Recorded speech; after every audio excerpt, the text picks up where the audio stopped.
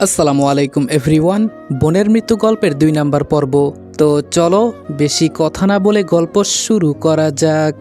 এতক্ষণে ফাহিম কিছু বুঝতে পারলো। ও এত বড় একটা শক খাবে হয়তো ভাবতেও পারে নাই। ফাহিম বলল, কি বলছেন আপনি? আপনার মাথা খারাপ হয়ে গেছে? আম্মু বলল, আমাকে না আগে আম্মু ডাকতি, এখন আবার আপনি? সব চেঞ্জ হয়ে গেছে মনে হয়। হ্যাঁ, আমিও চেঞ্জ হয়ে গেছি। আর তুই তো জানিস আমি এত কথা পছন্দ করি না। কাজী বলল, কিন্তু ছেলে ছেলে বিয়ে কি করে হবে, তাও আবার 3 জনের সাথে? আম্মু বলল, 5 লাখ টাকা আপনার অ্যাকাউন্টে চলে যাবে। কাজী বলল, আরে আপনি আমাদের থানার ওসি, আপনার কথা কি আমি ফেলতে পারি? কাজী ওদের বিয়ে পড়িয়ে দিল, তবে ফাহিমকে জোর করে বিয়ে পড়ানো হয়েছে। আম্মু বলল, এখন আপনি চলে যেতে পারেন। কাজী বলল, আমার টাকা? আম্মু বলল, চলে গেছে। কাজী বলল, আপনার মতো দয়ালু যদি সবাই হতো। একজন বডি বিল্ডার বলল, ম্যাম আমাদের এখন কি করতে হবে? আম্মু বলল, বিয়ে করেছ, বাসর রাত করবে না, আর এই 1 মাস তোমরা আমার জন্য কাজ করবে, মনে রাখিও। একটু পর একজন মৌন বিশেষজ্ঞ ডাক্তার এসে যাবে, ওর যদি কিছু হয় ডাক্তার তো আছেই। আর এখন মনে হয় তোমরা বুঝে গেছো কি করতে হবে আর কেন তোমাদের এখানে আনা হয়েছে। ওরা বলল, জি ম্যাম, আপনার বলতে হবে না, আমরা বুঝে গেছি। ফাহিম বলল, আপনি আমার ধর্মের মা হন, এমনটা আমার সাথে করবেন না, আপনার পায়ে পড়ি, দরকার পড়লে আমাকে মেরে ফেলুন, তাও এমন শাস্তি দিবেন না। আপনার কাছে আমি আমার জান ভিক্ষা চাইছি। ফাহিম ভয়ে কাঁপতে লাগলো। আম্মু বলল, আমার ছেলেও হয়তো তার বোনকে বাঁচাতে এমন কিছু বলেছে। ওর হয়তো রাগ নেই, কিন্তু ওর বোনের জন্য ওর চোখে জল তো এসেছে, এটা আমি নিশ্চিত। ফাহিম কোনো কথা বলছে না, চুপ করে দাঁড়িয়ে আছে। ও বুঝে গেছে কি হতে চলেছে, আর ও যে কত বড় একটা অপরাধ করে ফেলেছে এখন হাড়ে হাড়ে টের পাচ্ছে। আম্মু বলল, তুই আমার মেয়ের সাথে অনেক বড় অপরাধ করে ফেলেছিস। একটা মেয়ে আমার, আর তুই ওকে? আমার মেয়েকে তুই একবার কষ্ট দিয়েছিস, কিন্তু এখানে প্রতিদিন প্রতিটা সময় তুই কষ্টের মাঝে থাকবি। বুঝতে পারবি একজনকে ধর্ষণ করা কতটা কষ্টদায়ক তার জন্য। মাহি কান্না করতে করতে বলল, তুমি আমার বেস্ট আম্মু, তোমার মতো কেউ হবে না, মনের মতো বিচার করেছো তুমি। আমার আর কিছুই চাই না আম্মু, আমি এই বিচারে অনেক খুশি হয়েছি। আম্মু বলল, তুই খুশি হলে আমিও অনেক খুশি। ওরে নিয়ে ওই উপরের রুমে যাও সবাই। ফাহিম বলল, আমাকে মাফ করে দেন, দোহাই লাগে আপনার, আর জীবনেও এসব করব না আমি কারোর সাথে। আম্মু কোনো কথা বলল না, ওরা ফাহিমকে তুলে নিয়ে চলে গেল। আম্মু আমার কাছে এসে বলল, কি রে আমার উপর রাগ করলি? আমার চোখের পানি মুছে দিয়ে বলল, দুনিয়াটা বাবা অনেক কঠিন, এভাবে শান্তশিষ্ট হয়ে চলতে পারবি না, বাঁচতে গেলে রাগ হিংসা সব থাকতেই হবে। মাহি বলল, গাধা দিয়ে কি আর হাল চাষ হয় আম্মু? আম্মু বলল, যা তোর রুমে যা, এখন বিশ্রাম নে। মাহি চলে গেল। ফাহিমের চিৎকার শোনা যাচ্ছে। ও যে আজকে শেষ এটা আমি খুব ভালো করেই বুঝতে পারছি, এমনটাই হওয়া উচিত ছিল ওর সাথে। আম্মু ভালো একটা কাজ করেছে, ওর কাছে তো আমিও জান ভিক্ষা চেয়েছি, কিন্তু ও শুনল না। আম্মু বলল, তুই ছাড়া আমার কেউ নাই, একটা বিষয় আজকে তুই নিজেই চিন্তা করে দেখ, তোর সামনে তোর বোনকে ওরা ধর্ষণ করেছে, ও যদি তোর কাছে নিরাপদ না হতে পারে তাহলে এমন ভাই ওর থাকার চেয়ে না থাকাই ভালো। বাবা বলল, ছেলেটাকে এভাবে আর শাস্তি দিও না, শরীর থেকে রক্ত পড়ছে। আম্মু বলল, পড়তে দাও, এটাই ওর প্রাপ্য। কি রে কথা বলিস না কেন? শুধু কান্না করলেই হবে? যা এখন তুই তোর রুমে যা, আর শরীরের প্রতি যত্ন নিস না, যেভাবে রক্ত পড়ছে ওরা পড়তে থাক। বাবা বলল, তুমি কি পাগল হয়ে গেছো? ছেলে আমাদের একটাই, হোক সে অপরাধী, তাই বলে কি ওকে মেরে ফেলবে? আম্মু বলল, মরবে না ও, তুমি চিন্তা করিও না, আর ও এত সহজে মরবেও না। আমি আস্তে আস্তে হেঁটে রুমের দিকে যাচ্ছি, আর রক্তে আমার শরীর লাল হয়ে যাচ্ছে। আমার আম্মু খুব ঠান্ডা মেজাজের গরম মানুষ, মানে তিনি যা কাজ করেন ঠান্ডা মাথায় করেন। আপনি আমার আম্মুকে দেখেও বিশ্বাস করবেন না তার শরীরে এতটা রাগ আছে। ফাহিমের চিৎকারে পুরো রুমটা থরথর করে কাঁপছে। আমার এমনটা দেখে খুব ভালো লাগছে। আমি গিয়ে বিছানায় বসলাম না, বিছানায় শুতে গেলে শরীর চাদরের সাথে লেগে যাবে। নিচে বসে কান্না করছি। হঠাৎ মাহিকে আমার রুমে আসতে দেখে অবাক হয়ে গেলাম। ওর হাতে একটা রাইফেল আছে। মাহি আমার কাছে এসে রাইফেলটা আমার সামনে রাখলো, আমাকে ধরে বিছানায় বসিয়ে ক্ষত স্থানগুলো পরিষ্কার করে দিতে দিতে বলল, আমার একটা মাত্র ভাই, তোকে অনেক ভালোবাসি জানিস। সেদিন যখন তোর সামনে ও আমাকে, আমার খুব খারাপ লেগেছিল সেদিন। একটু জোর করে হলেও যদি তুই আমাকে বাঁচানোর চেষ্টা করতি, তাও আমি বলতে পারতাম আমার ভাই আমাকে বাঁচানোর তো চেষ্টা করেছে। আমি কান্না করতে করতে বললাম, মাফ করে দিস বোন, আমি মানুষের উপর রাগ করতে পারি না, এটা আমার দ্বারা হয় না কেন জানি না। একটা মানুষ হয়ে আরেকটা মানুষের উপর ওরা জুলুম কিভাবে করে। মাহি বলল, আমি জানি তুই কতটা ভালো, তবে একটা কথা মনে রাখবি, আমি যা কিছু হারিয়েছি তোর সাথে যেন এমন না হয়। যদি এভাবে চলতে থাকিস তোর সামনে একদিন ওরা তোর সন্তানদের ভাইদের খুন করবে, এমনকি তোর বউকেও আমার মতো অবস্থা করবে, তখন তুই কি করবি? আমি বললাম, খুব বড় অন্যায় করে ফেলেছি আমি, তাই না রে? জানিস অনেক ভালোবাসি আমি তোকে, কিন্তু কি হলো দেখ, তোকেই আমি বাঁচাতে পারলাম না। মাহি বলল, থাক সেসব কথা বাদ দে, আজকে থেকে তোর বোন গ্যাংস্টার হয়ে উঠবে, কাউকে আমি মাফ করব না। আর তুই এভাবে থাক, সমস্যা নাই, দরকার পড়লে আমি তোকে প্রোটেক্ট করব। আমি বললাম, আসলে আমার মতো ছেলের এই পৃথিবীতে বাঁচার কোনো অধিকার নেই। মাহি বলল, এভাবে বলিস না, এত ভালো হয়ে পৃথিবীতে বসবাস করা যাবে না, ভালো মানুষের দাম নেই। আজকে থেকে এই রাইফেল হাতে নিয়ে প্রমিস করছি, যারা আমার পরিবারের সাথে লাগতে আসবে সব কয়টাকে কেটে রেখে দিব। আমি বললাম, এমন পথে যাস না বোন, একজন খারাপ হলে কি তুইও খারাপ হবি? মাহি বলল, তুই সেদিন কি করেছিলি? তুইও তো কারো ক্ষতি করিস নাই, তাহলে সেদিন তোর সামনে ওরা আমাকে ছাড়বো না আমি কাউকে। আচ্ছা তুই এখন ঘুমা কেমন, আমি যাই। আমি বললাম, আচ্ছা যা। মাহি চলে যাওয়ার পর আমি শুয়ে পড়লাম। আমার মাথায় কাজ করছে না, মাহি কি তবে সত্যি সত্যি খারাপ পথে চলে গেল? কত ভালো ছিল বোনটা আমার, আর সব ওই ফাহিমের জন্য হয়েছে। আচ্ছা আমি কারো উপর রাগ করতে পারি না কেন? আমার দ্বারা এটা হয় না কেন? চিন্তা করতে করতে ঘুমিয়ে গেলাম। সকালে ঘুম থেকে উঠে দেখি আম্মু আমাকে জড়িয়ে ধরে পাশে শুয়ে আছে। এটা দেখে চোখ দিয়ে পানি পড়তে লাগলো। সত্যি মায়ের ভালোবাসার তুলনা হয় না, অথচ কালকে উনি আমাকে রাগের মাথায় কত মেরেছে। আম্মু ঘুম থেকে উঠে দেখে আমি জেগে আছি। আম্মু বলল, শরীরের ব্যথা কমেছে? আমি বললাম, জি আম্মু, অনেকটা সেরে গেছে। আম্মু বলল, কালকের জন্য সরি রে বাবা, তোর অনেক কষ্ট হয়েছে তাই না? আমি বললাম, ভালো করেছো, এমনটা না হলে আমার শিক্ষা হতো না। আম্মু একটা চুমু দিয়ে বলল, যা ফ্রেশ হয়ে টেবিলে গিয়ে বস।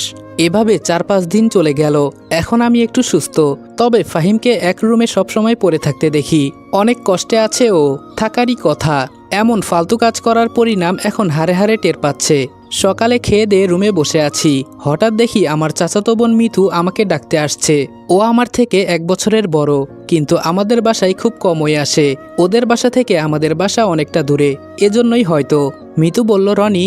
আমি বললাম, কি হয়েছে আপু, এত চিৎকার করছো কেন? মিতু বলল, এক জায়গায় চল, আজকে তোকে একটা জিনিস দেখাবো। আমি বললাম, কিন্তু আমার যে ভালো লাগছে না। মিতু বলল, আরে চল তো, কিছুই হবে না, তোর মনটা ভালো হয়ে যাবে। আমি বললাম, আচ্ছা চলো তাহলে। আম্মু বলল, মিতু বেস্ট অফ লাক, সুন্দর করে সবকিছু গুছিয়ে করবে। মিতু বলল, জি বড় আম্মু। আমি বললাম, কিসের কথা বললা আম্মু? মাহি বলল, আরে ভাইয়া কিছু না, তুই যা। আমিও মিতুর পেছনে পেছনে যেতে লাগলাম। মিতু আমাকে একটা জঙ্গলের ভেতরে বাংলোতে নিয়ে গেল। আমি বললাম, আপু আমার ভয় করছে, আমাকে এখানে নিয়ে এলি কেন? মিতু বলল, ভেতরে চল, সব জানতে পারবি। ভেতরে গিয়ে দেখি একটা ছেলে চেয়ারে বাঁধা অবস্থায় পড়ে আছে, আর মিতুর বান্ধবীরা দাঁড়িয়ে আছে। মিতু বলল, সব রেডি তো? ওরা বলল, হুম মিতু, তোর অপেক্ষায় ছিলাম। আমি বললাম, কি রে আপু, তুই এসব খারাপ কাজে কবে থেকে যুক্ত হলি? মিতু আমার দিকে তাকিয়ে বলল, এসব খারাপ কাজ তাই না? তাহলে যারা ধর্ষণ করে সেই সব খারাপ কাজ না। এটা শুনে আমার কলিজার ভিতরে একটা মোচড় দিয়ে উঠল। মিতু বলল, ও 10 বছরের একটা শিশুকে ধর্ষণ করে মেরে ফেলেছে। আমি বললাম, কি? মিতু বলল, যা শুনলি সব সত্যি, তোকে এখানে আনার একটাই কারণ। আমি বললাম, কি করতে হবে আমাকে? মিতু বলল, ওকে তুই নিজ হাতে মারবি, এই নে গুলি। আমি বললাম, তোর মাথা খারাপ হয়ে গেছে? তাই বলে কি একটা মানুষকে আমরা মেরে ফেলবো? মিতু বলল, যখন ও একটা মেয়েকে ধর্ষণ করে মেরে ফেলেছিল তখন তুই এই কথা বলতে পারতি। মিতুর কথা শুনে আমার মাহির কথা মনে পড়ে গেল। সত্যি সেদিন আমার চোখের সামনে আমার বন্ধু মাহিকে ধর্ষণ করেছে, আর আমি কিছুই করতে পারলাম না। কিন্তু তাই বলে আমি কি মানুষ খুন করব? না না, এটা হতে পারে না। আমি বললাম, আপু আমার দ্বারা এসব হবে না, আমাকে মাফ করো। আপু রাইফেলটা আমার হাতে ধরে ওর দিকে তাক করলো। মিতু বলল, এখন তো পারবি? আমি কিছু বলার আগেই মিতু ওকে শেষ করে দিল। মিতু বলল, বড় আম্মু ঠিকই বলেছে, গাধা দিয়ে কখনো হাল চাষ হয় না। মিতু রাগ করে চলে গেল। যেতে যেতে মিতু বলল, কেন যে আমাদের বংশে এমন একটা ছেলের জন্ম হলো, না আছে রাগ, না আছে হিংসা। আম্মু বলল, কিরে মিতু, এভাবে হতাশ হয়ে ফিরে আসলি কেন? মিতু বলল, না গো বড় আম্মু, ওকে দিয়ে এসব মারামারি হবে না। মাহি বলল, আমি বলেছিলাম তো আম্মু, তুমি শুনো নাই। আম্মু বলল, ওকে নিয়ে আমি খুব চিন্তায় আছি। মিতুর পেছন পেছন আমিও বাসায় এসে দেখি সবাই মিলে আড্ডা দিচ্ছে।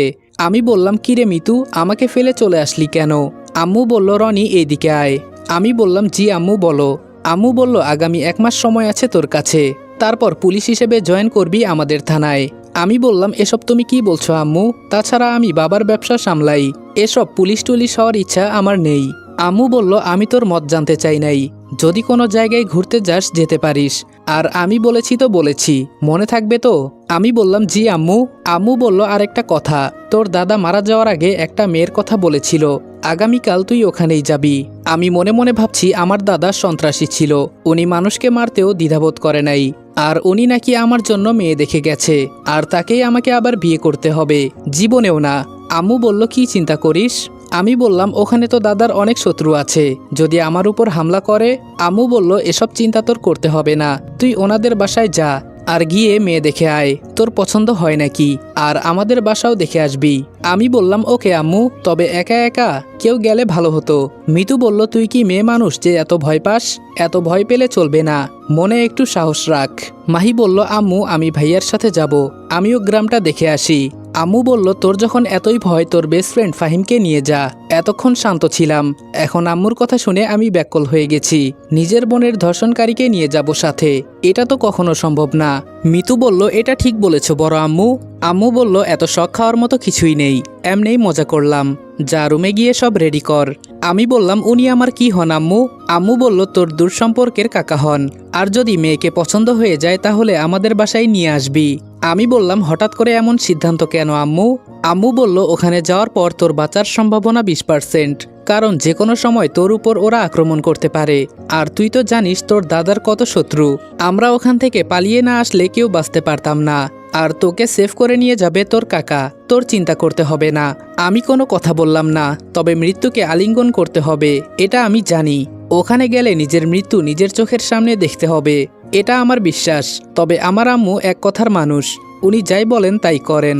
আমি রুমে গিয়ে শুয়ে শুয়ে এসব চিন্তা করছি। মাহি বলল আম্মু যতই হোক ও আমার ভাই, ওকে তো আমরা মৃত্যুর মুখে ঠেলে দিতে পারি না। আম্মু বলল ওর সাহস ওকেই করে নিতে হবে, কালকে যখন তুই আমি থাকবো না তখন ওর কি অবস্থা হবে একবার ভেবেছিস? মিতু বলল কিন্তু আমি শুনেছি ওখানকার মানুষ নাকি মানুষকে খুন করে মাথা কেটে মাথা ঝুলিয়ে রেখে চলে যায়, আর দাদা যাকে মেরেছিল তার ভাই নাকি এখনও আমাদের বংশের কাউকে মারার জন্য পথে পথে ঘুরে বেড়ায়। আম্মু বলল তুই যা বলেছিস সবই সত্যি, ওরা খুব ভয়ঙ্করভাবে মানুষ খুন করে। আমি নিজেই এগুলো দেখে ভয় পেয়ে গিয়েছিলাম। তখন একটা মানুষ আমার চোখের সামনে 100 জনকে কুপিয়ে হত্যা করেছে, এতটা শক্তিশালী ওরা। পরে তোর চাচা আমাকে খুব কষ্ট করে পালিয়ে নিয়ে আসে। মাহি বলল এখনো কি এসব চলে আম্মু? আম্মু বলল বলতে পারবো না। সকালে ঘুম থেকে উঠে ওয়াশরুম থেকে ফ্রেশ হয়ে বাইরে গিয়ে দেখি আম্মু টেবিলে নাস্তা নিয়ে বসে আছে। আম্মু বলল তো বাবা কি দিয়ে যাবি, বাস নাকি ট্রেন? আমি বললাম ট্রেন দিয়েই যাওয়া বেটার। মিতু বলল কি খবর রনি? আমি বললাম আজকে কি তুই আমাদের বাসায় ছিলি? মিতু বলল তোর বোনের সাথে কিছু কাজ ছিল, সেগুলো সেরে নিয়েছি।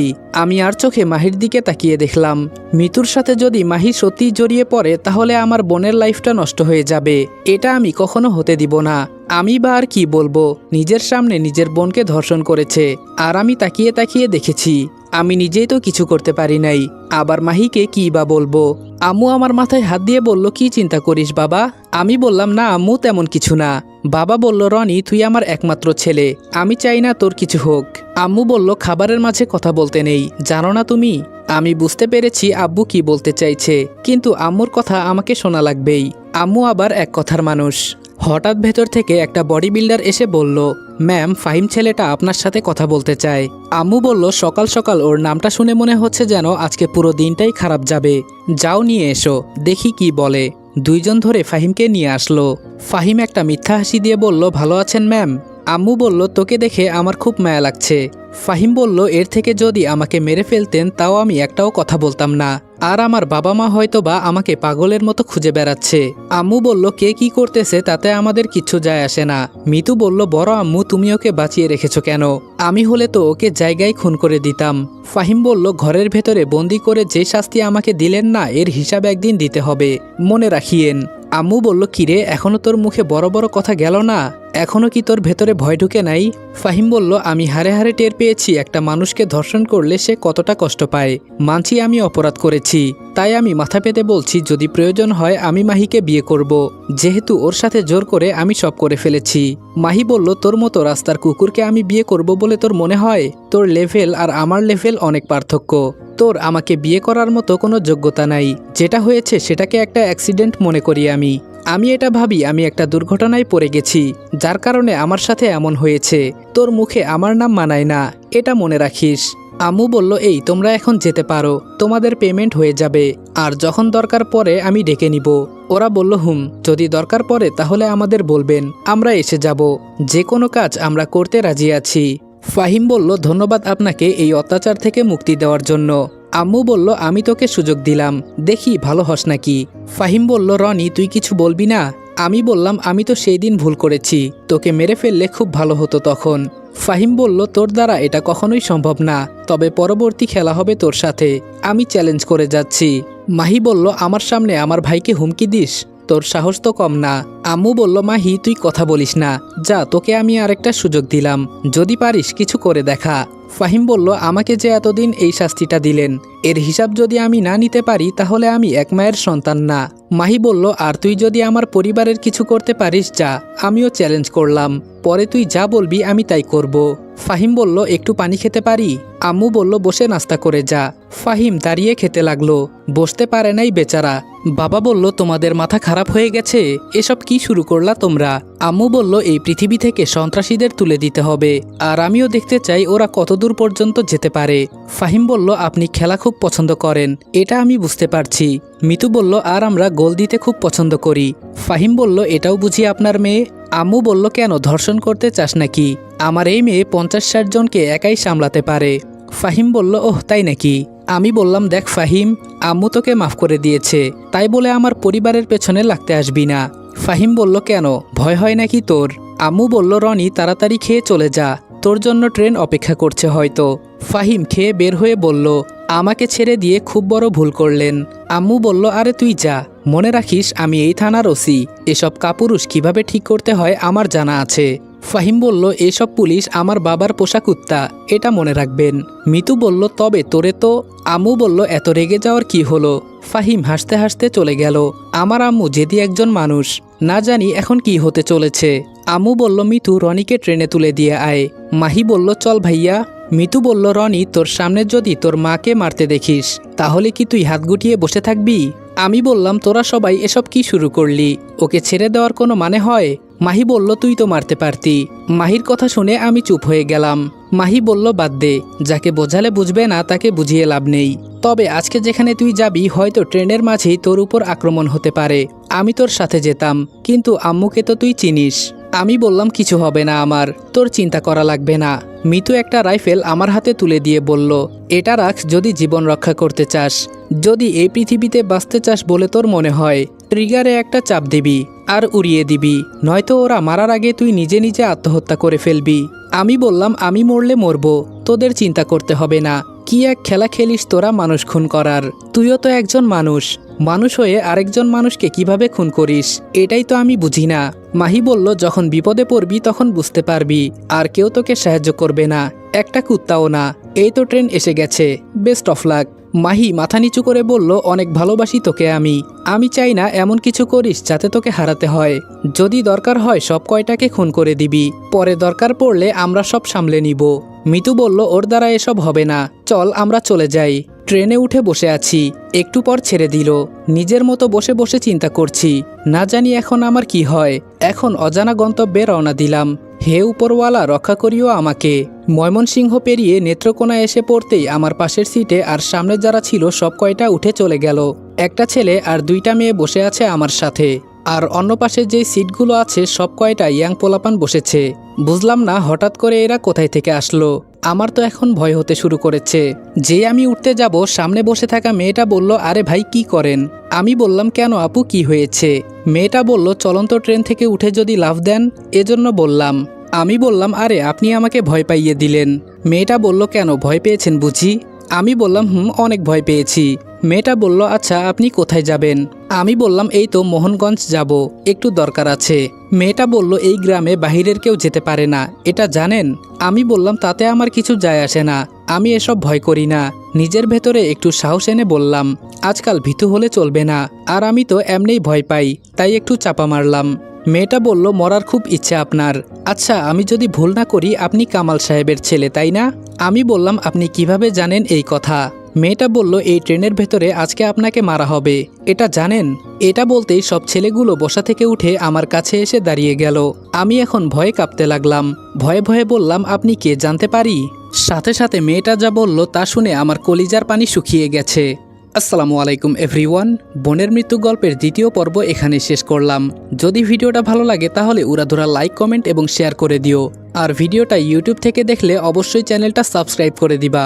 আর যদি ফেসবুক পেজ থেকে দেখো তাহলে অবশ্যই পেজটা ফলো করে দিও। তো দেখা হচ্ছে নেক্সট ভিডিওতে। ততক্ষণ ভালো থাকবা, সুস্থ থাকবা। আল্লাহ হাফেজ।